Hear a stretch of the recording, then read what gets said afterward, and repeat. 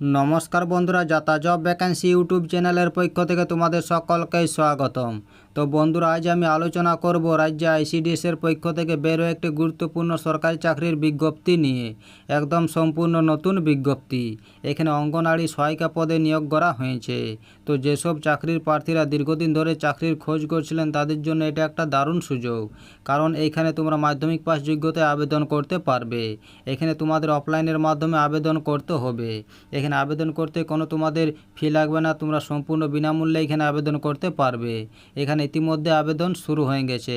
তাই বলছি, এখানে আবেদন পদ্ধতি কী রয়েছে, বয়সসীমা কত চাই, মাসিক বেতন কত দেওয়া হবে ইত্যাদি সমস্ত বিষয় নিয়ে আজকের এই ভিডিওর মাধ্যমে সমস্ত বিজ্ঞপ্তি প্রথম থেকে শেষ অবধি আলোচনা করব।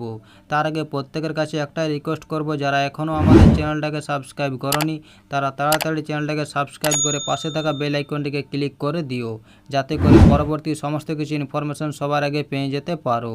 চলো দেরি না করে অফিসিয়াল বিজ্ঞপ্তি নিয়ে আলোচনা শুরু করি। তো দেখো বন্ধুরা, অফিসিয়াল নোটিফিকেশানটা ওপেন করে নিয়েছি। তো এখানে সবার প্রথমে তোমাদের বলি, যদি তোমরা আবেদন করতে চাও তাহলে তোমাদের এখানে অফলাইনের মাধ্যমে আবেদন করতে হবে। এখানে আবেদনপত্র জমা নেওয়া শুরু হয়েছে 9 জুলাই 2024 থেকে, যেটা 2 আগস্ট 2024 পর্যন্ত চলবে। এই সময়ের মধ্যে তোমাদের আবেদনপত্র জমা করতে হবে হিলি শিশু বিকাশ প্রকল্প আধিকারিকের করণ যে কোনো সরকারি কাজের দিনে বেলা 12টা থেকে 3টা পর্যন্ত জমা দেওয়া যাবে। এবং অবশ্যই আবেদনপত্র ফিল আপ করতে যে সমস্ত ডকুমেন্টস লাগবে সে সমস্ত ডকুমেন্টসের জেরক্স আবেদনপত্রের সঙ্গে সংযুক্ত করে প্রার্থীর নাম, ঠিকানা ও পদের নাম উল্লেখ করে মুখবন্ধ সিল করা খামে আবেদনপত্র জমা করতে হবে 2 আগস্ট 2024-এর মধ্যে। এইখানে তোমাদের লিখিত পরীক্ষা এবং মৌখিক পরীক্ষার মাধ্যমে নির্বাচিত করা হবে। এখানে মোট 50 নম্বরে থাকবে, তার মধ্যে লিখিত পরীক্ষায় 35 নম্বর এবং অভিজ্ঞতার ক্ষেত্রে সর্বোচ্চ 10 নম্বর এবং মৌখিক পরীক্ষায় 5 নম্বর থাকবে। এইখানে লিখিত পরীক্ষা মাধ্যমিক লেভেলের পাটিগণিতে থাকবে 10 নম্বর এবং পুষ্টি, জনস্বাস্থ্য, নারী সামাজিক অবস্থান বিষয়ে 10 নম্বর এবং মাধ্যমিক লেভেলের ইংরাজি ভাষাতে 10 নম্বর এবং সাধারণ জ্ঞানে 5 নম্বর থাকবে। এখানে মোট 35 নম্বরের লিখিত পরীক্ষা নেওয়া হবে।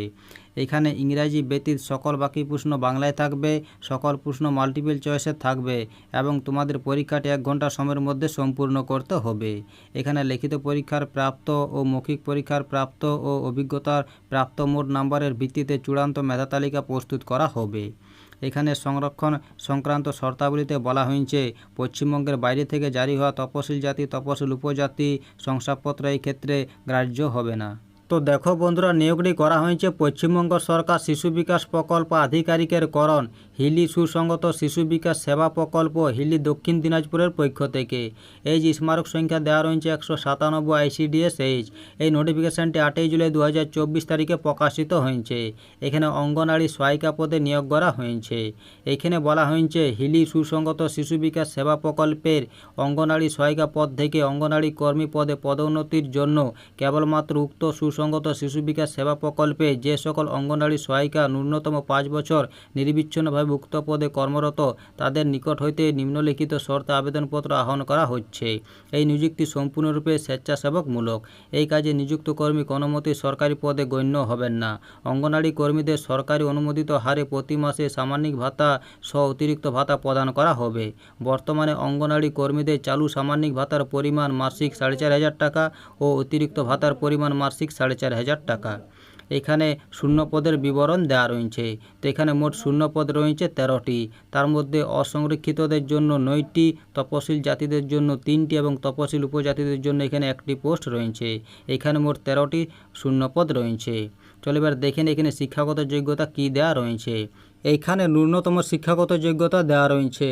এখানে বলা হয়েছে, আবেদনকারিনীর অঙ্গনওয়াড়ি সহায়িকা পদে যোগদানের তারিখ 1/8/2022-এর পূর্বে হলে যে কোনো স্বীকৃতি বোর্ড থেকে মাধ্যমিক বা সমতুল্য পরীক্ষা উত্তীর্ণ হতে হবে।